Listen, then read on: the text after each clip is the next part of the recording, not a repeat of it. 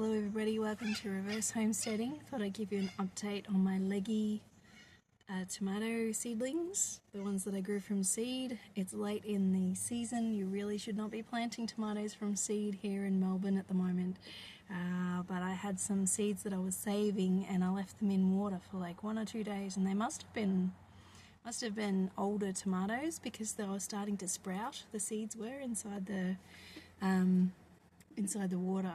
I'll explain how to do tomato seedlings to save the seeds at some other point in another video. But because my seeds were sprouting, I either had to plant them or throw them away because you can't save them once they've started to sprout. So these are my tomatoes that should not be, but they were a variety that I was saving that I possibly won't be able to get the variety easily again. They're really small pear-shaped cherry tomatoes that were ripe when they were green, and they were really sweet. Often things that are green when they're ripe, sort of a herby kind of taste, which I quite like. But these were really sweet, so I really wanted the seeds. So here we go.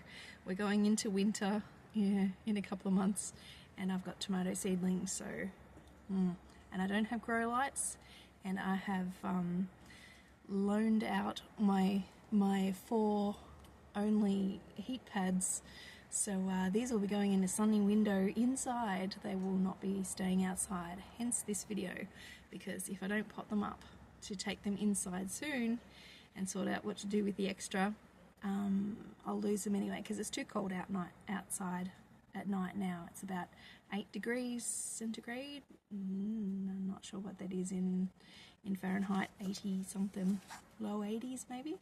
But anyway, here we have the ones that I planted. They're about that high, and I planted them about that deep. So if you know about tomatoes, they root right up the stem. Whatever's in contact with water or damp soil, they'll make new roots.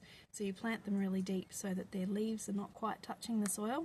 Anyway, I explained all that in my last video, but I'll show you the standout ones. So these ones are pretty good. I've been keeping them inside for the most part, but a couple of nights I've forgotten and left them outside, so I don't think they're stunted. Yeah, they're getting there. Usually I wouldn't transplant them again because it shocks them and they slow down and it's hard for the poor little things.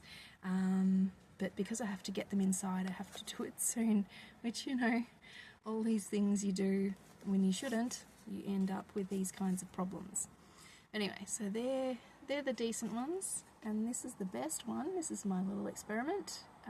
It's the only one I planted just in its own pot, so obviously that's the star of the show. So I'll be definitely potting that one up, and perhaps 2 or 3 of these other ones to keep us in cherry tomatoes inside as a house plant over winter.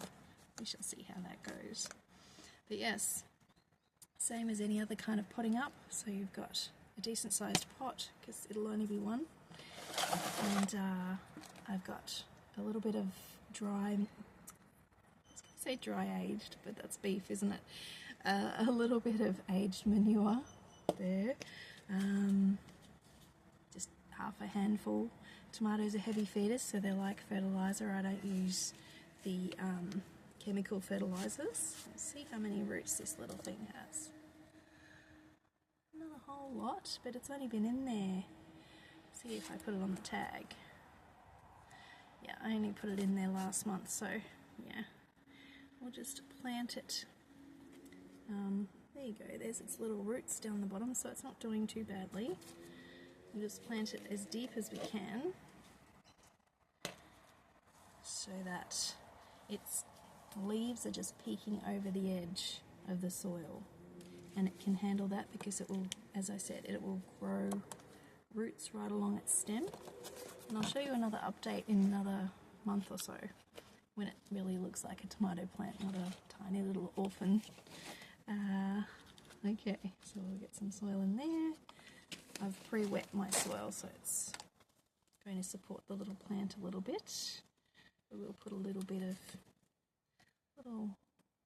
gentle watering on top of that damp soil. Alrighty, so that's as deep as it is. So that's quite deep, but you just have to make sure leaves don't touch the soil, and you'll be fine.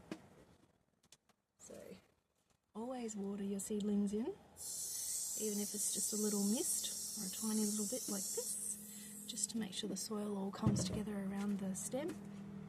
And there you have it, your little pet tomato plant for over winter. Not recommended, but that's where I found myself. I really want this variety. Hope that's helpful. Thanks for watching. We'll see you next time.